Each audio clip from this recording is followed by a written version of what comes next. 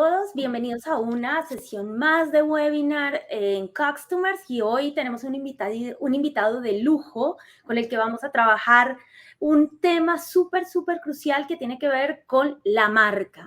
Todo lo que hacemos desde Customer Success, todo lo que hacemos con experiencia de cliente, cómo impacta en la marca y cómo la marca a su vez impacta en la experiencia del cliente. Para ello, hemos invitado hoy a Matías Garber, Country Manager de Insights by Kantar. Así que un agrado, un verdadero gusto poder compartir con él y con todos ustedes durante esta mañana. Quiero invitarlos a que hagan sus preguntas como siempre. En la plataforma estaremos resolviéndolas al final de la presentación de Matías y por supuesto cualquier comentario adicional también siempre es muy bienvenido. Les damos entonces la más cordial de las bienvenidas, vale la redundancia, un agradecimiento enorme por haberse sumado a este nuevo webinar de Customers y le doy la palabra a nuestro invitado, Matías. Muy buenos días y muchísimas gracias por acompañarnos hoy. Hola Diana, muchas gracias a ti por la invitación. Voy a poner la presentación, así que voy a dejar de verlos. Cualquier cosa que necesiten o que no esté funcionando, algo me avisan, ¿ya? Voy a estar atento. Así que bueno, primero, nada, además, Diana, de agradecerte la invitación para conversar. También un saludo a todos quienes están conectados. Gracias también por conectarse y por participar de esto. Y tal como decía Diana, hoy vamos a hablar un poquitito sobre el rol de la marca en todo lo que tiene que ver con esa construcción de lealtad o con la construcción de una buena experiencia para nuestros clientes, ¿ya? Y acá va a ser importante tener en cuenta que en general, no siempre, en general, cuando hablamos de marca y cuando hablamos de CX o de Customer Experience, hay como una disociación. Como que la marca funciona por un lado y la experiencia funciona por otro. Y la verdad es que eso en la práctica no ocurre así, no es así. En realidad la marca es un factor que está íntimamente ligado con la experiencia y al mismo tiempo una buena experiencia va a redundar en una mayor cercanía hacia la marca. Entonces, un poco yo lo que quiero hacer es ahondar en esta relación que hay entre estas dos variables y cómo se van de alguna manera potenciando entre las dos y cómo es importante trabajarlas en conjunto. Solamente como introducción, no me quisiera detener tanto en esto, pero sí sabemos que hoy estamos viviendo momentos, digámoslo así, complejos, digamos que son inciertos, digamos que son momentos donde nos ha tocado adecuar muchas veces nuestras estrategias a lo que estamos empezando a conocer. Hoy día es difícil hacer predicciones a tan mediano o largo plazo porque vivimos en un mundo muy cambiante y que con el desarrollo tecnológico se ha vuelto aún más como que inmediato, ¿ya? Pero aún así, aún en este contexto desafiante donde tenemos como que cierta incertidumbre, lo que sabemos en general, y con diferencias obviamente por país, pero en general, es que los consumidores, si bien el precio siempre va a ser un factor importante al momento de escoger con qué marca o con qué compañía trabajan, no es lo más importante. En la práctica, los consumidores prefieren escoger más allá del precio. Aquí hay unos datos nosotros tenemos de un estudio que hacemos globalmente, que es el Brand C, Brand Z. Ya les voy a hablar un poquito más en detalle de esto, pero en particular me interesaba mostrarles una pregunta, unos resultados de una pregunta que hacemos. Donde a la gente, este estudio está hecho por categoría, ¿ya? En consumidores de cada categoría. Aquí están los datos agregados, obviamente. Y al principio, antes de hablar de marca, antes de hablar de experiencia, antes de hablar de atributos de posicionamiento, antes de hablar de nada, le preguntamos cuál es su relación con la categoría y le damos 3 alternativas para responder. Uno, en realidad yo escojo la marca más barata, o sea, soy un cliente que está motivado por el precio, independientemente de la marca, yo estoy escogiendo la más barata, siempre. En realidad, mira, la segunda opción es no me muevo necesariamente por la más barata, pero tampoco soy leal a una sola marca. En realidad, yo trabajo en base a un repertorio, 2 o 3 marcas entre las que voy alternando, sin problema. Y la tercera opción es, en realidad yo soy leal a una marca y soy leal a esa marca porque tengo una relación con ella, no por el precio, ¿ya? Y acá está la evolución desde 2014 a 2022, que es el resultado más actual que hay. En 2023 tampoco cambió tanto.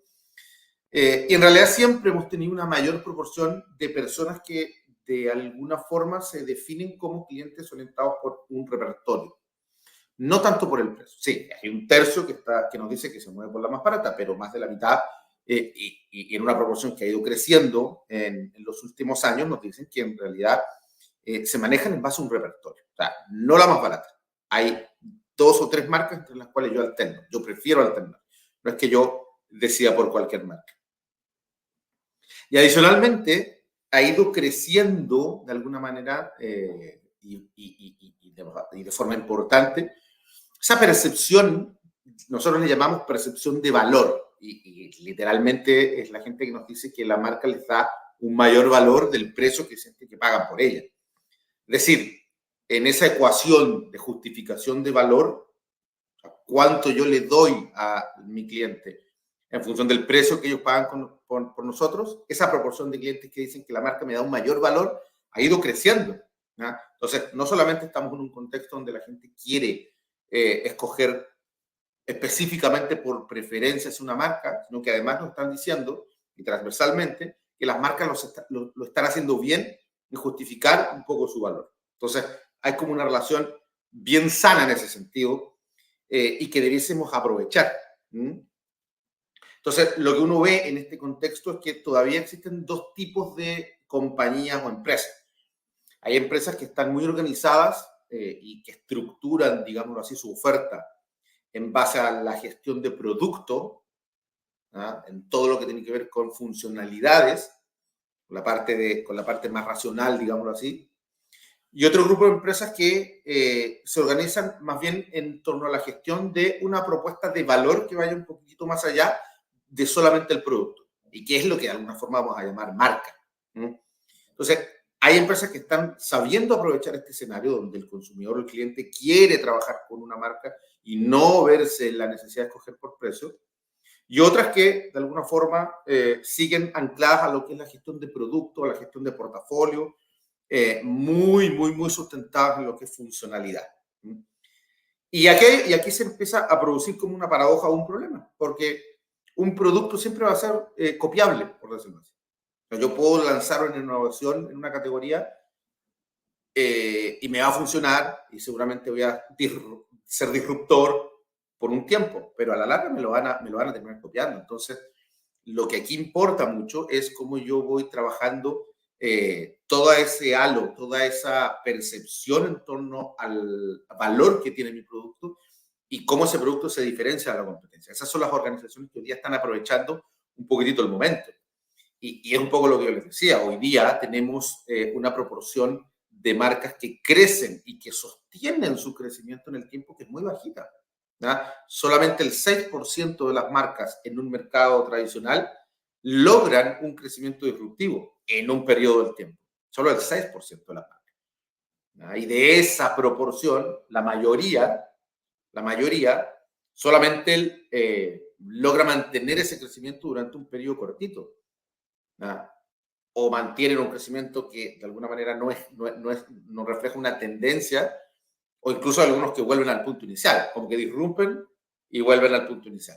La novedad, cuando pasa la novedad, listo, se acabó el interés. Hay una proporción muy pequeña de esas marcas que crecen, que logran mantener el momento y logran establecer una tendencia de crecimiento a largo plazo. ¿Ya? ¿Y qué es lo que caracteriza a esas marcas? Justamente ese foco que ponemos en nuestro valor agregado, en ese diferencial que va más allá de la funcionalidad del producto.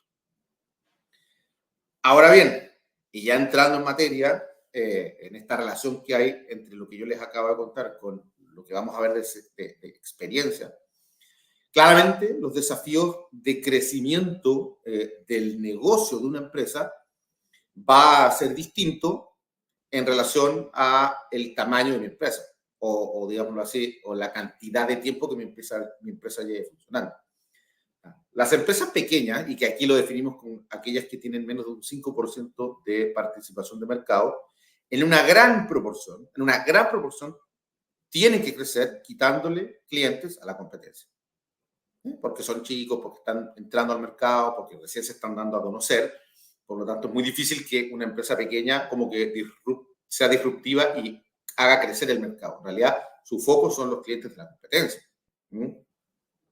Las empresas medianas, digamos que están entre el 6 y el 19% de participación de mercado, para ser como bien específico, en realidad ya la composición del crecimiento empieza como a cambiar y empiezan a depender en una proporción mayor de los clientes actuales, de nuestra base de clientes, de cómo yo rentabilizo esa base. Aunque también hay una proporción importante de usuarios nuevos a la categoría, es decir, cómo ya en las empresas medianas van de alguna forma empezando a tener ese desafío de hacer crecer el tamaño del mercado para lograr hacer crecer el negocio. Cosa que de alguna forma tiende a cristalizarse en las empresas más grandes, en las líderes de cada uno de los mercados, empresas que tienen más del 20%, que en algunos casos es mucho.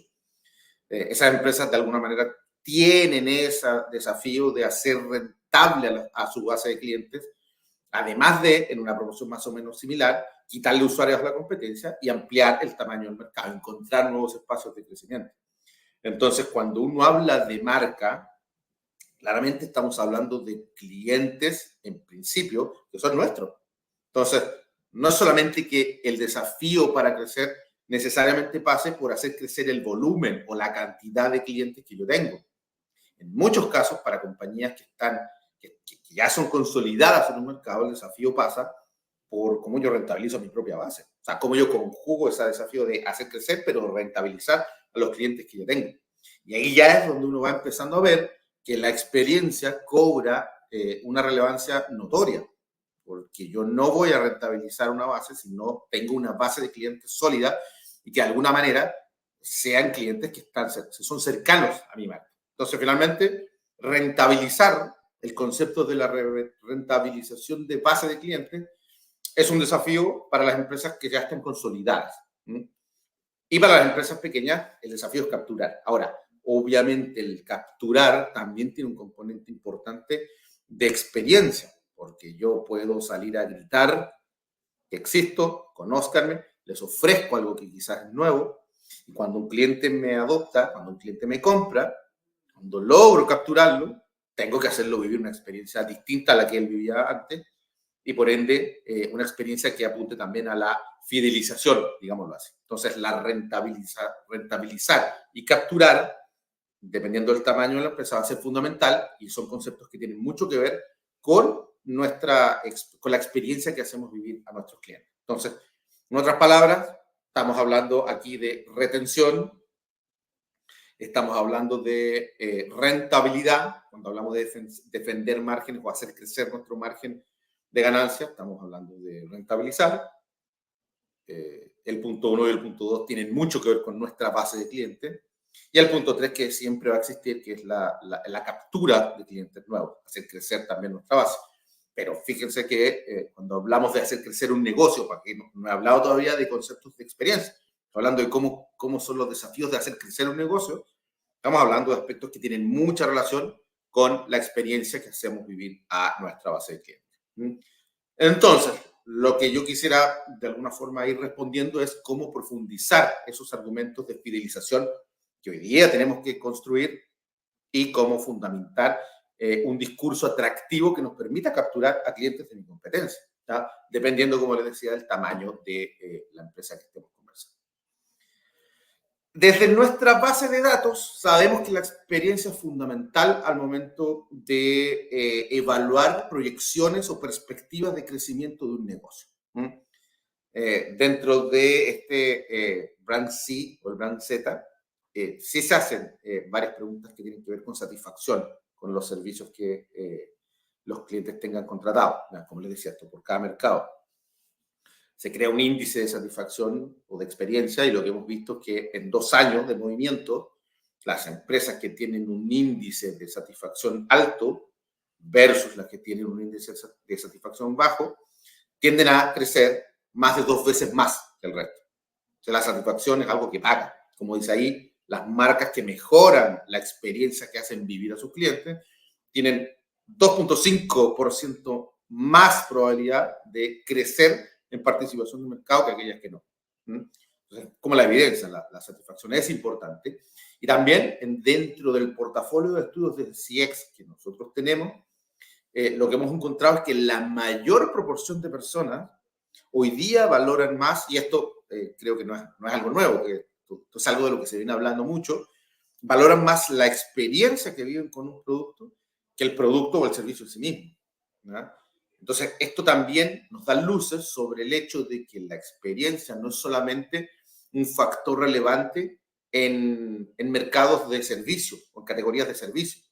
También en consumo masivo, esa experiencia que yo logro construir o hacer vivir a mi consumidor de alguna u otra manera va a determinar la relación o la recompra, digamos así, que ellos sigan haciendo de mi producto en el futuro. Entonces, habiendo dicho eso, habiendo hablado de la importancia de la experiencia, acá es donde yo quisiera ligarlo con lo que es la marca, para que quede como un poquito más claro. Definición de diccionario. ¿Qué es una marca? La marca es un conjunto de asociaciones, de ideas, de experiencias o de conocimientos que viven o se alojan en la mente del consumidor. O sea, la marca no es algo que viva en los escritorios de los gerentes de marketing o de los gerentes generales. La marca no es algo que viva en nuestras estrategias y proyecciones. La marca es algo que vive en la mente de nuestros consumidores. Es tan importante conocer a ese consumidor. Además, son asociaciones que le agregan valor a la percepción de un producto o servicio. Como decía al principio, las compañías que solo se concentran en la funcionalidad del producto o servicio tienden a quedarse atrás respecto a las que de alguna manera entienden que lo que yo ofrezco es una experiencia o una propuesta de valor que va más allá del producto en sí, ¿verdad? O sea, son asociaciones que le agregan valor a esa percepción de producto o servicio y que por ende van a impulsar el interés, la disposición de ese consumidor o cliente a comprar o contratar ese producto o ese servicio. Entonces, son asociaciones que le agregan valor y que construyen disposición a la compra o a seguir comprando o a seguir siendo cliente. Eso es sumamente importante. Y acá, cuando hablamos de ese concepto de disposición o predisposición a la compra, a mí me gusta graficarlo de esta forma para entender también cuál es la relación que hay con la experiencia y con lo que hablábamos recién de rentabilizar nuestra base de clientes. Entonces, imagínense que este recuadro que vemos aquí en azul es un mercado cualquiera, un mercado X, cualquier mercado. Yo como empresa Y, voy a tener una cuota de ese mercado, un market share, o sea, una proporción de ese total de ventas que se generan en un mercado, me la llevo yo. En algunos casos puede ser mayor, en otros casos puede ser un poquito más baja, pero siempre yo voy a tener una cuota de mercado. Ahora bien, lo interesante es que cuando nosotros hablamos de marca o de equity, que es lo mismo, valor o qué sé yo, interés o relación con la marca, o cercanía o afinidad con la marca, cuando hablamos de equity, es interesante porque en estos modelos que uno usa para evaluarlo, uno puede de alguna forma llevar ese equity a un share también, para empalmarlo con el share de mercado. Entonces yo digo, de este mercado, yo también tengo un share o puedo construir un share de predisposición para empalmarlo con el share de mercado. ¿Y por qué lo hacemos así? Justamente para entender cómo está compuesta nuestra base de clientes o de consumidores. Porque fíjense que aquí se conforman tres espacios distintos, en la medida en que se traslape una proporción de mi share de mercado con mi share de predisposición. Entonces, claramente hay justamente un área donde existe traslape, donde yo encuentro un traslape entre share de predisposición y de marca. ¿Qué quiere decir eso? Que es una proporción de mi share de mercado que proviene de consumidores que están predispuestos a comprar mi marca. ¿Por qué? Porque todas esas asociaciones que están dando vuelta en su cabeza los inclinan a querer comprarlo. ¿Ya? O sea, digámoslo así, esta es la parte como más obvia o la parte más lógica. Si yo estoy predispuesto a comprar una marca o a contratar un servicio, debiese poder contratarlo. ¿Ya? Y es aquí donde se justamente empalman estos dos conceptos. Ahora, si ustedes se fijan, hay dos espacios también adicionales. Uno, lo que nosotros llamamos un share desperdiciado. ¿Por qué? Porque es un grupo o una proporción de consumidores o clientes que, queriendo haber contratado o comprado mi marca, por alguna razón, veremos más adelante, pero por alguna razón, terminaron comprando otra. Y también existe un share ganado, es decir, una proporción de mi participación de mercado, es decir, de ventas reales que yo logré, que provienen de clientes que están predispuestos a contratar otra marca y no la mía. ¿Ya? Entonces, cuando uno analiza, digámoslo así, la participación de mercado de esta forma, se da cuenta que en la práctica, por ejemplo, y siendo como súper extremista, yo podría tener una cuota importante de participación de mercado sin tener un equity o una marca fuerte. Perfectamente podría hacer. Sin embargo, esa situación nos habla de una base de clientes que necesariamente va a ser poco rentable. ¿Por qué? Porque son clientes que de alguna forma son nuestros clientes de manera transaccional, porque yo les ofrecí un beneficio muy funcional que a ellos les hizo sentido. El día que yo les deje de ofrecer ese servicio, sus clientes probablemente se van. O también pasa que son clientes que están mucho más atentos a lo que la competencia les ofrezca. Son clientes poco leales. ¿Por qué? Porque son transaccionales. Entonces llega un competidor mío, aunque sea una marca hacia la cual ese cliente no esté predispuesto y le ofrece algo mejor, también se va a ir. Entonces, al revés, si yo tengo una base de clientes que de verdad está como predispuesta a ser mi cliente, que quieren ser mi cliente, son clientes que, por una parte, y lo vamos a ver ahora, por una parte van a ser más leales, no van a ser tan atentos a lo que les ofrezca la competencia, va a ser difícil que se vayan, y además, incluso son clientes que están dispuestos en algún punto a pagar un poquitito más por un servicio que yo les ofrezca y que les haga sentido o los satisfaga. Por lo tanto, la idea de un negocio saludable y rentable es tener la mayor proporción de su base predispuestos a ser sus clientes, ¿no? O sea, donde se intersectan el rojo y el verde sea la mayor proporción. Y justamente parte de eso tiene que ver con la experiencia, porque si yo logro capturar a un cliente que no estaba predispuesto a ser mi cliente, yo lo puedo transformar con la experiencia en un cliente predispuesto, porque les hice vivir una experiencia que a lo mejor ellos no pensaban que iban a vivir conmigo, y que los hizo sentir cómodos y los hizo sentir satisfechos, ¿no? O sea, ahí está un poco el desafío que tenemos. No voy a tener mucho, pero las marcas fuertes, o sea, cuando hablamos de marcas fuertes, son las marcas que tienen una cuota o un share de predisposición alto, o sea, que generan argumentos para que yo las quiera ser su cliente, yo las quiera comprar. Son marcas que obviamente crecen más rápido que el resto. Acá lo que estamos viendo justamente, y este dato es importante porque no representa ningún tipo de encuesta ni ninguna respuesta a nada. Esto es el valor de la acción de 3 grupos de empresas. Abajito está el MSCI World Index.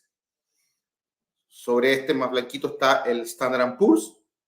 Y las 2 de arriba son las marcas que según Brand Z a nivel global son las más fuertes, ¿ya? Donde dice el amarillo Strong Brand Portfolio, son las 100 marcas más fuertes del mundo. Y arribita las Powerful Brands son las top 10. Entonces, claro, en un contexto desde 2016 al 2023, vemos que la tendencia al crecimiento se da en todas crecen.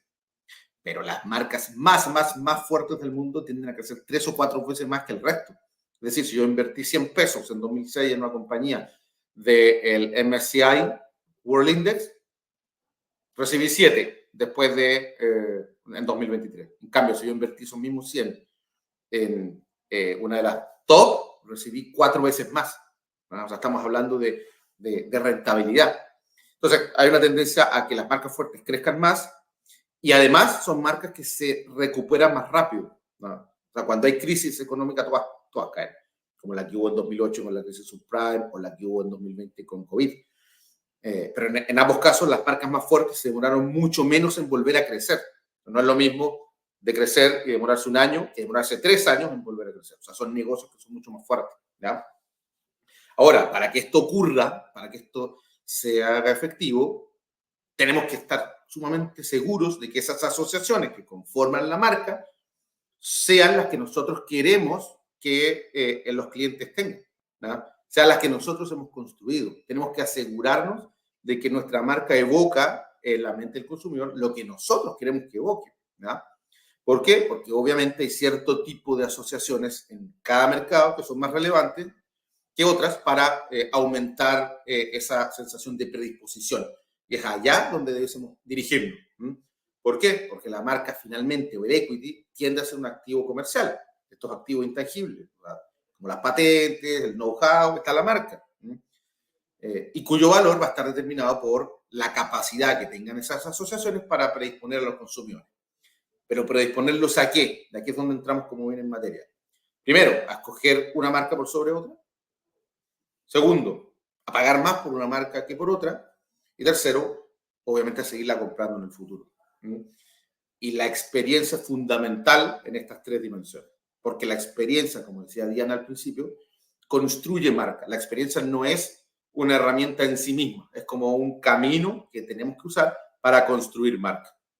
Y acá se ve también cómo las marcas fuertes tienden a convertir bastante mejor en venta esa predisposición que las marcas débiles. O sea, en las marcas débiles hay más de un 40% de esa predisposición que se pierde. O sea, clientes que estando predispuestos a comprar una marca tienden a comprar otra.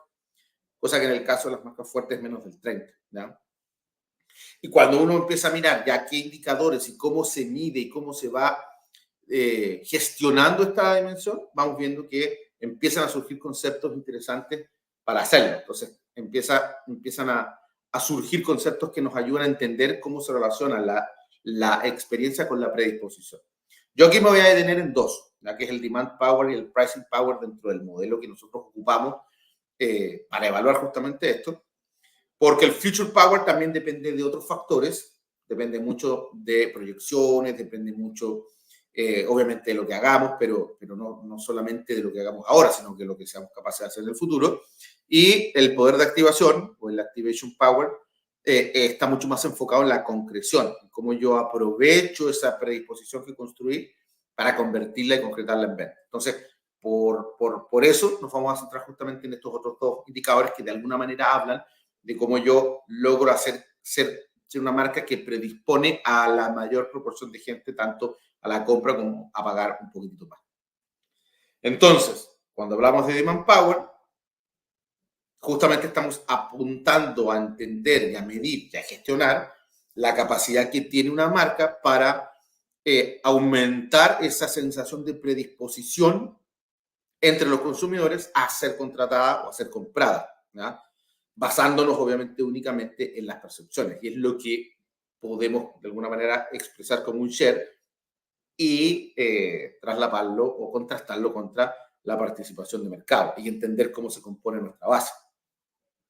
Aquí, claro, obviamente cuando dentro de la base de marcas contrastamos o comparamos las marcas que tienen un nivel de predisposición fuerte versus las que tienen un nivel de predisposición bajito, claro, nos damos cuenta que ese primer grupo de marcas tienden a capturar 9 meses más share de mercado que el resto. ¿Ya? Ya, estamos hablando de una relación entre esa predisposición y venta. Y por otro lado, el demand power es la capacidad que tiene una marca, basándonos solamente en esas asociaciones que están dando vuelta en la mente de los clientes en torno a ellas, o sea, que son capaces de evocar. Entonces, la capacidad que tiene la marca para, por decirlo así, para justificar incrementos en precio. Y aquí se vuelve importante porque yo no voy a incrementar, o sea, yo no voy a ver aumentada mi disposición a pagar más por una marca que no me ofrezca, primero, algo distinto al resto, y segundo, una experiencia que para mí sea efectivamente una experiencia placentera o una experiencia buena. Y esto se vuelve importante porque justamente tiene que ver con lo que hablábamos al principio de rentabilizar a nuestra base de clientes. Entonces, realmente sabemos que la marca que tiene un alto pricing power, o sea, que tiene la capacidad de cobrar un precio mayor, tienden a ver 2 veces más incrementado el precio que los clientes pagan por ella. Entonces, estamos hablando de capturar, estamos hablando de rentabilizar. ¿Ven cómo se van de alguna manera como que confluyendo los conceptos que vimos al principio. Entonces, con el Demand Power, de alguna forma, lo que apostamos es a hacer crecer nuestra capacidad de captura y con el Pricing Power a hacer crecer nuestra capacidad de rentabilizar. Y en ambos casos tenemos a la experiencia como una herramienta que debiese impulsar esa fortaleza en ambos casos. Incluso cuando estamos hablando de rentabilizar, tenemos que entender bien qué es lo que se entiende por precio, ¿verdad? Porque nosotros como empresa tenemos como bien controlado nuestros niveles de precio. Tenerlo bien controlado no quiere decir que siempre tengamos el precio que quisiéramos tener, pero lo tenemos bien controlado en el sentido que nosotros sabemos cuánto vale nuestro producto y en la mayoría de los casos sabemos cuánto cobra nuestra competencia y qué tan por encima o qué tan por debajo está el precio de nuestro producto en relación al precio de nuestra competencia. Eso lo tenemos controlado y lo sabemos. Pero hay una diferencia muy grande entre el precio real, ya vemos el price index de nuestros productos o nuestros servicios, versus la percepción de precio que existe entre los consumidores. Y uno diría, a ver, debe haber una relación, porque yo sé que la marca A cuesta más que la marca B. Debiera, pero no siempre la hay.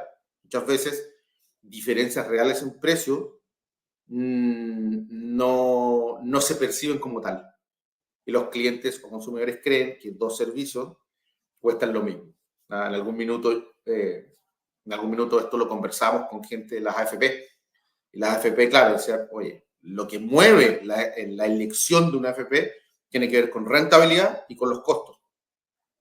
Y en los estudios de este tipo nos damos cuenta que la gente no tenía ni idea de cuánto costaba, de cuál era la diferencia en precio en lo que cobraba una y la que cobraba otra, ¿ya? Entonces, tenemos que trabajar mucho con la percepción de precio. Eso va a definir, de alguna forma, la expectativa que el cliente tenga sobre nuestro servicio. ¿Por qué? Mayor percepción de precio, mayor es la expectativa de calidad, ¿ya? Entonces, claro, aquí hay como un mapa de lo que debiésemos hacer, pero claro, cuando yo relaciono la percepción de precio con esta disposición a pagar más, efectivamente uno esperaría que haya una relación entre ellas. O sea, en la medida en que yo percibo un producto que es más caro, mi expectativa es que sea de mayor calidad, por lo tanto, yo debiese estar dispuesto a pagar más, pero no siempre pasa eso, ¿no? No siempre pasa eso. ¿Por qué? Porque aquí es donde entra a la juguera, aquí es donde entra a cobrar importancia, no solo la percepción de precio, sino la percepción de valor, ¿ya? ¿Qué tanto valor por encima o por debajo del precio que yo efectivamente siento que pago me da una empresa, una marca? Entonces, cuando yo siento que esta marca me da mayor valor en relación al precio que pago, es decir, que está en el sector superior izquierdo del gráfico, en realidad estoy con una marca que puede adoptar ciertas estrategias de precio positivas. Pero cuando yo tengo una percepción de valor inferior al precio que pago, en realidad estoy siendo percibido como una marca cara. Una marca cara no es la que cobra el mayor precio. Una marca cara es la que no logra satisfacer la expectativa de servicio en relación al precio que pagué, ¿ya? Entonces, ahí también es donde la experiencia entra a jugar un rol muy importante porque de alguna forma va a ser un factor de impulso a la percepción de valor que yo esté entregándole a mis clientes o consumidores en relación a esa percepción que tienen del precio que pagan. Y claro, aquí es donde la diferenciación entra a cobrar relevancia. O sea, en general aquí en el eje horizontal del gráfico vemos las marcas agrupadas en deciles, en percentiles, en relación a qué tanto la gente las percibe como que tienen o proyectan una oferta única.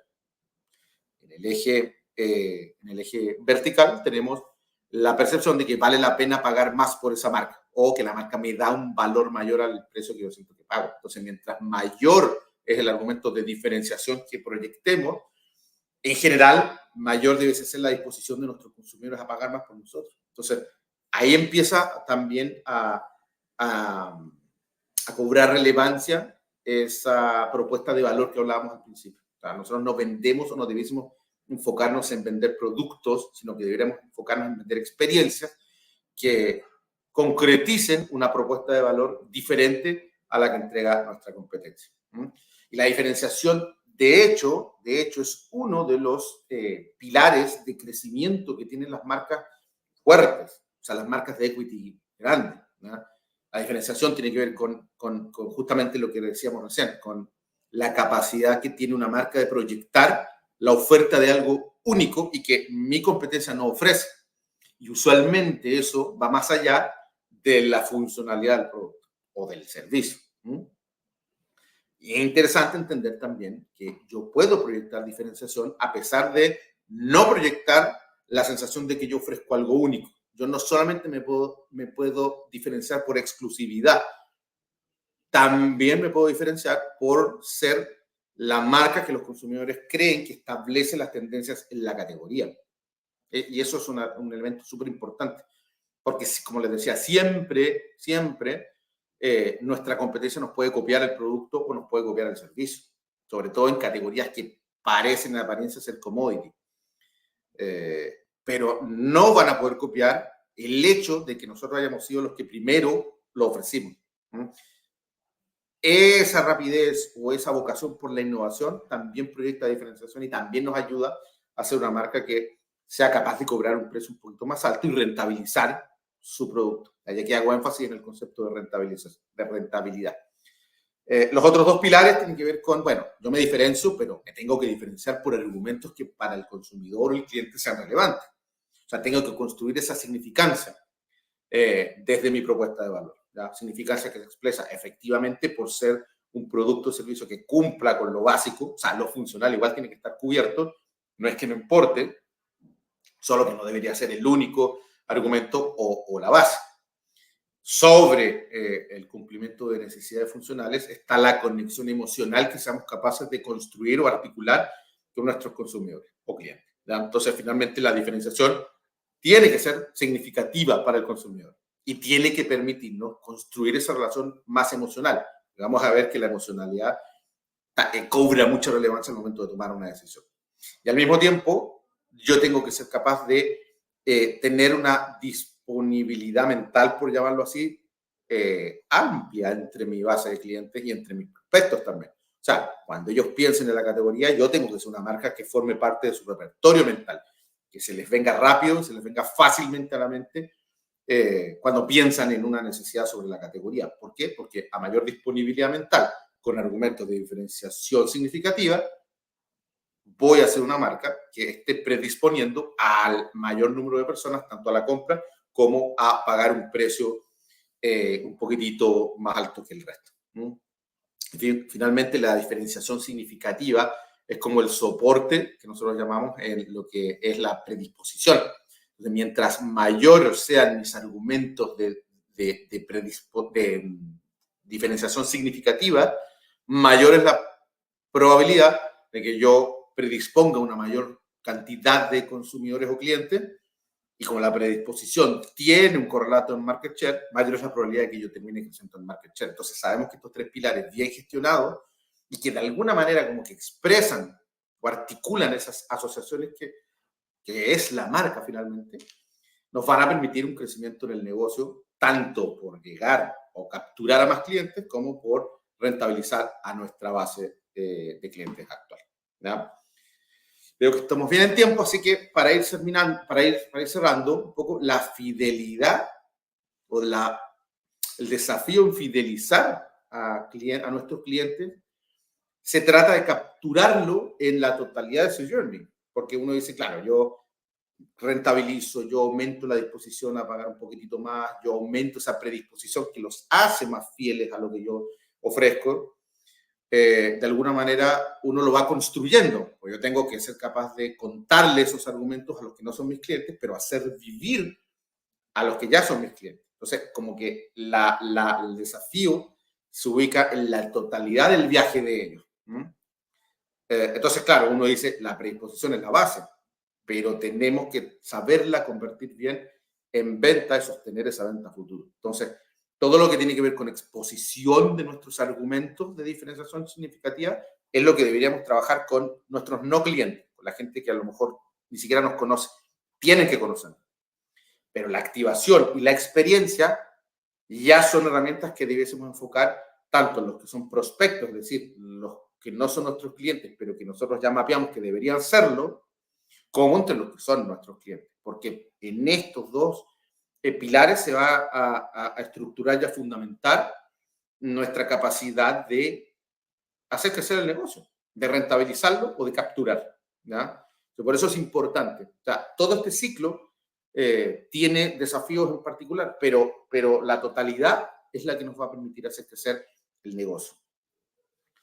Y además, la experiencia tiene que ir de alguna forma en línea con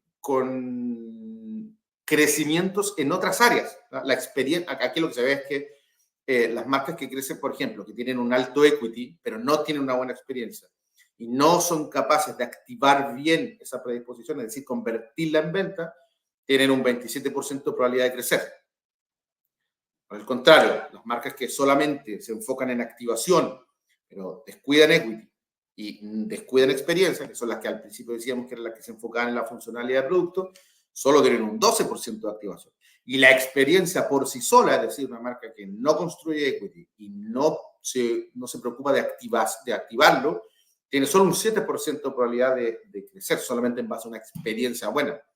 Lo que decimos acá, cuando nos referimos al viaje completo del consumidor o del cliente, es que aquellas marcas que, por una parte, construyen argumentos de diferenciación significativa, que tienen una marca fuerte, que además hacen vivir a sus clientes una experiencia que está acorde a la expectativa que ellos prometen, y que finalmente también se preocupan por una correcta estrategia de activación, es decir, de conversión de equity o de intención de compra a compra, tienen un 47% de probabilidad de crecimiento o de crecimiento acumulado. Entonces, aquí es donde uno dice que la experiencia forma parte de una estrategia global de crecimiento del negocio. Entonces, es como que todo depende de todo, ¿no? Uno no puede trabajar la experiencia sin trabajar el equity o la propuesta comercial, pero tampoco podemos dejar de lado la activación. Es como un todo, que tiene que ir armonizado y tiene que ser consistente para que efectivamente funcione. Y adicionalmente, decíamos que, la disponibilidad tiene que ver mucho con la diferencia que hacemos entre el trabajo en predisposición y en experiencia versus el trabajo en predisposición y en experiencia y en masificar nuestros argumentos de diferenciación significativa, ¿no? Y es ahí donde decimos, el producto podría ser commodity, pero la experiencia no va a ser commodity. La experiencia va a ser la diferencia, ¿ya? Entonces, la propuesta de valor debiese sustentarse en, digámoslo así, en esa diferenciación que todo el círculo nos construye. La disponibilidad, la activación y la experiencia. O sea, asegurar venta futuro, conversión, concretar, construir ventas actuales y la experiencia que nos debiese dar el factor de rentabilidad que estamos buscando. O sea, de alguna manera lo que buscamos es hacer como entender o crear conciencia de que son elementos que están totalmente relacionados entre sí, no son elementos que vayan por líneas separadas. Y finalmente, una experiencia memorable, o sea, una experiencia positiva, una experiencia que esté a la altura de la expectativa que el cliente tiene hacia mi producto o mi servicio, va a ayudar a acercar a la marca a los clientes. ¿Y acercarla cómo? Acercarla emocionalmente. Y esto es importante porque hay una alta correlación o una alta relación entre afinidad emocional y probabilidad de recompra. Es decir, si yo compro una marca hacia la que no estoy predispuesto, hacia la que no tengo una conexión emocional clara, probablemente no necesariamente la compre en la próxima vez que yo compre o contrate un producto de la categoría. Pero si sí, esa marca logró construir una relación conmigo, la probabilidad que yo la siga comprando es altísima. Entonces, por eso es importante que la experiencia que el cliente viva con nosotros sea una experiencia acorde a las expectativas que ellos tenían con nosotros. Entonces, para cerrar, estoy justo en el tiempo, 4 puntos o 4 ideas fuerzas de esto. Lo primero es que no importa si la estrategia que nosotros tengamos que adoptar pase por ampliar, capturar o rentabilizar nuestra base de clientes. El punto de partida siempre debe ser construir o fortalecer en algunos casos, pero construir argumentos de diferenciación significativa que deriven en un equity fuerte. No hay que olvidar que cuando hablamos de marca o de equity no es algo abstracto, no es comunicación, ¿ya? El equity es un activo del negocio, ¿ya? Por lo tanto, siempre va a ser más eficiente, rentable y sostenible en el tiempo un cliente fidelizado, es decir, alguien que tiene una relación con nosotros, que uno transaccional. Un cliente transaccional, cuando ve un mejor beneficio, aunque sea funcional, se va a cambiar. El tercer punto, los consumidores o clientes no buscan solo un producto que satisfaga su necesidad, no buscan la parte funcional solamente, buscan vivir una experiencia con nuestro producto o servicio. Buscan vivir una experiencia que sea significativa y diferente a la que ofrezcan los demás, ¿ya? Y eso fundamentalmente en dirección a construir fidelidad.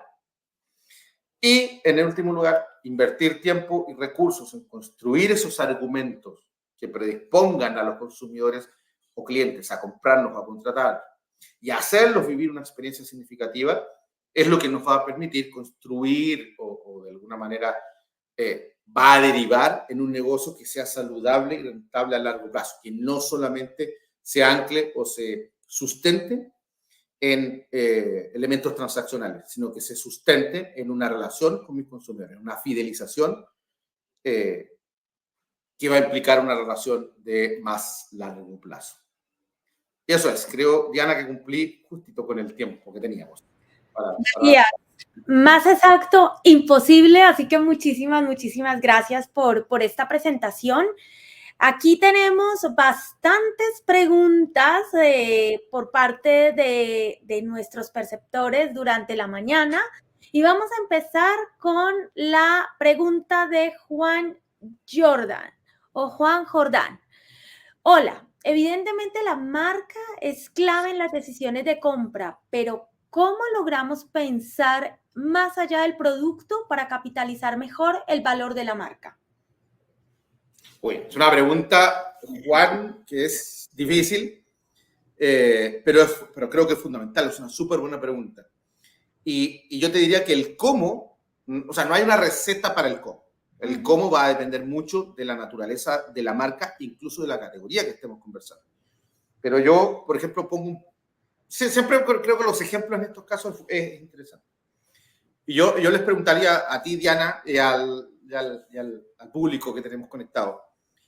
Imaginemos un escenario ficticio, un escenario donde el dinero no importa, donde el dinero lo tenemos sobre la mesa.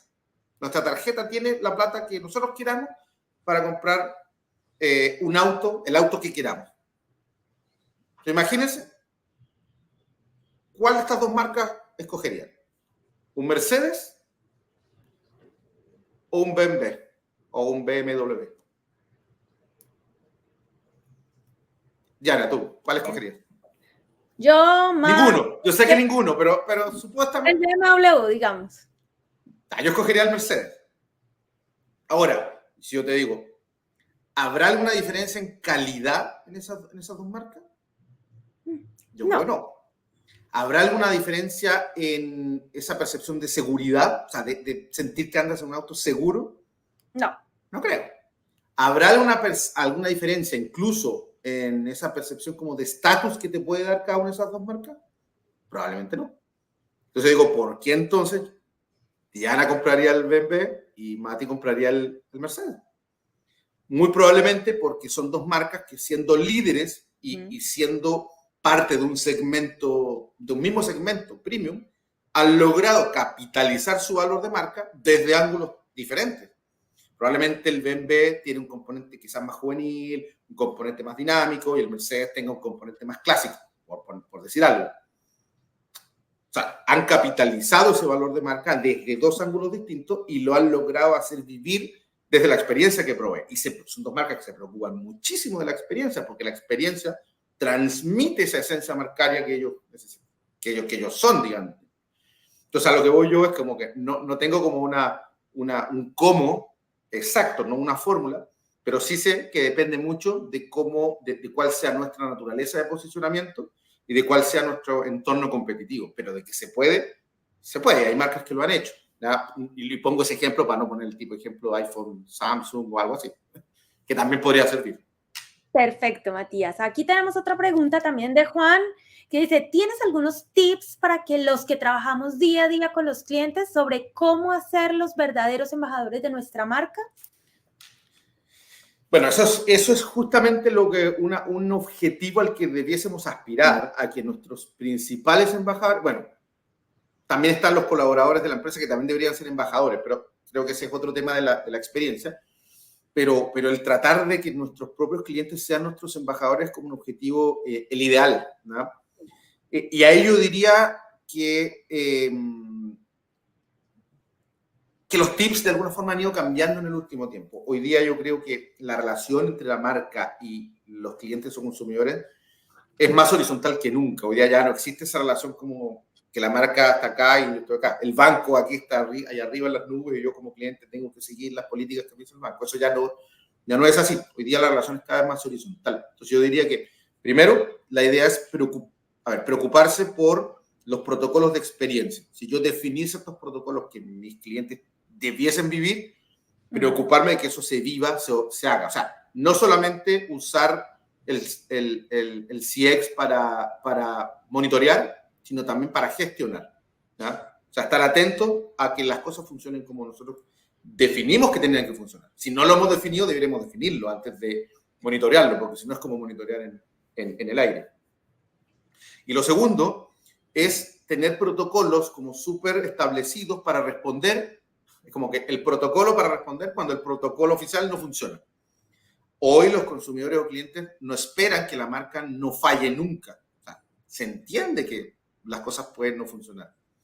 La diferencia está en cómo yo reacciono como marca cuando yo me doy cuenta que me equivoqué, ¿no? Cómo yo le soluciono el problema al cliente, cómo yo lo atiendo, cómo yo lo compenso cuando hay que compensarlo, cómo yo me hago cargo del problema. Creo que ese es un segundo tip súper importante y que responde mucho a esa relación de mayor horizontalidad. Entonces, el definir protocolos, el monitorear que esos protocolos se cumplan, el gestionar lo que ocurre cuando no se cumplan y responder a tiempo y de manera efectiva, creo yo que es como el camino que debemos intentar seguir para que nuestros clientes de verdad sean embajadores de nuestra marca.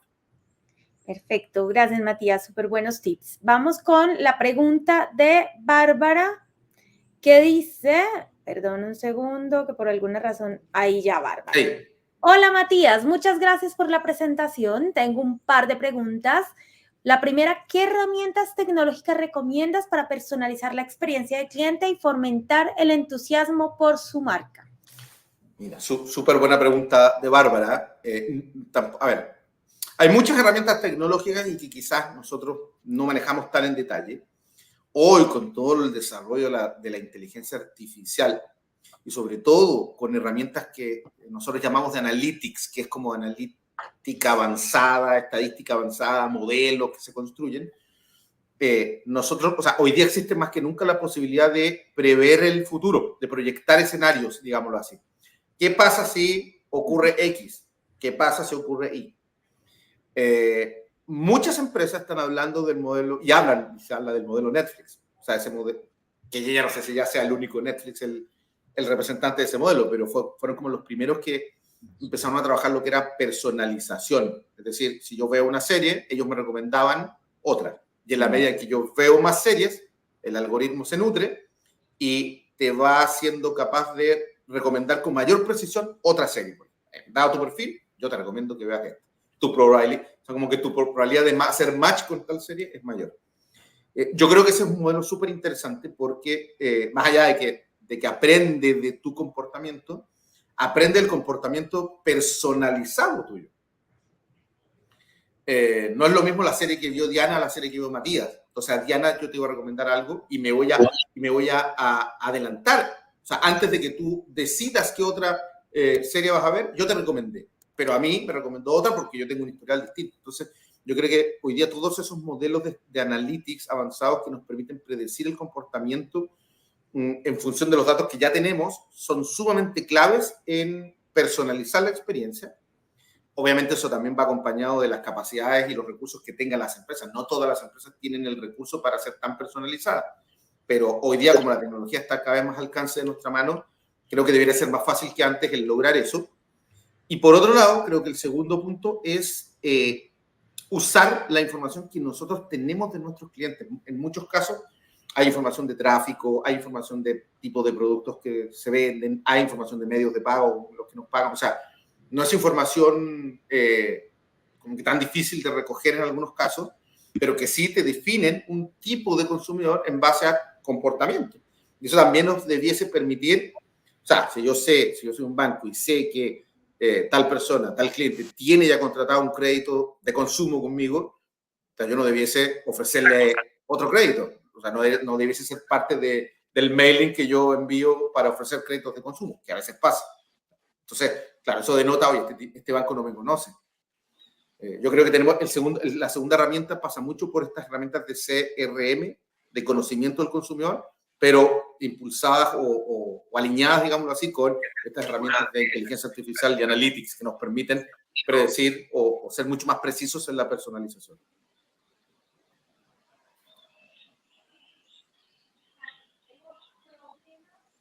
Se te escucha bajito, Diana.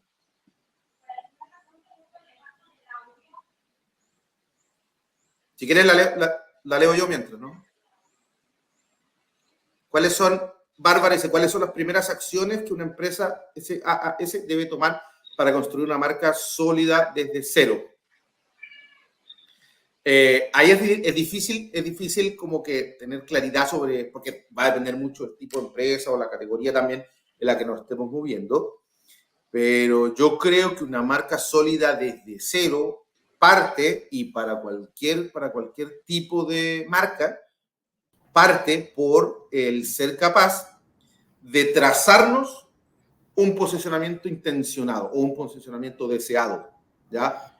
Es decir, identificar cuáles son el tipo de asociaciones que yo quiero que se evoque en la mente de los consumidores o clientes y trabajar luego en un plan o estrategia para construirlo. Nos pasa mucho que hay marcas que no tienen claro lo que son, y sobre todo marcas como dice Bárbara, que son las que están partiendo desde cero, no tienen mucha claridad de lo que son y se enfocan mucho más en lo que es el beneficio o el desarrollo de producto.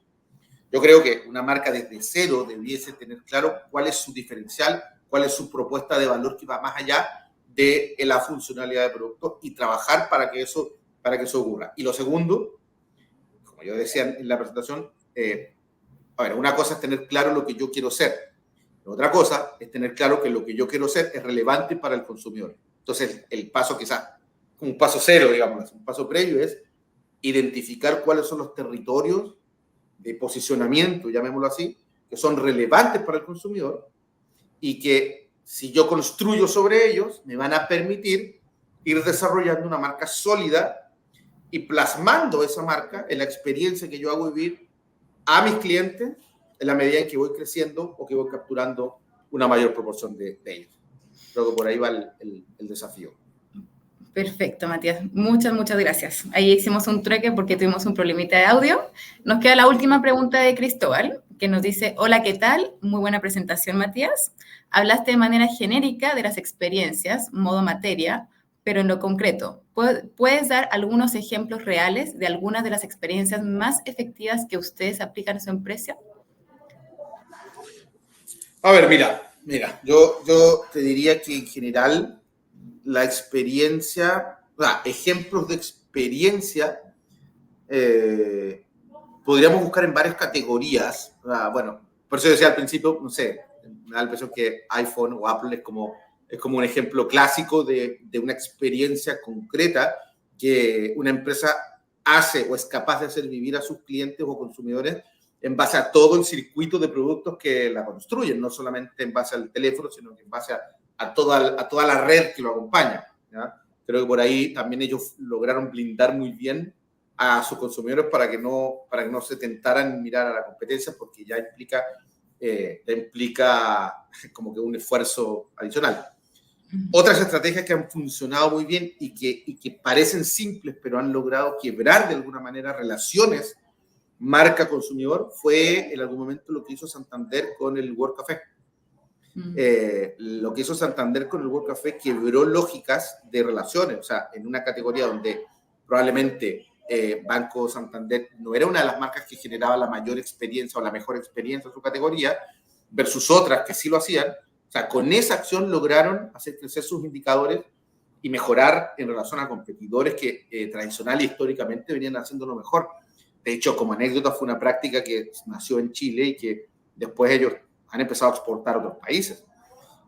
Son como que acciones súper simples o ejemplos súper simples que ni siquiera tienen que ver con el negocio. O sea el World Café no va a hacer que el sitio web no se caiga, que probablemente es un factor que te genere una mala experiencia, pero sí en lo global te van ayudando a construir como integralmente una visión de que esa marca sí se preocupa por generar una experiencia adicional, ¿ya?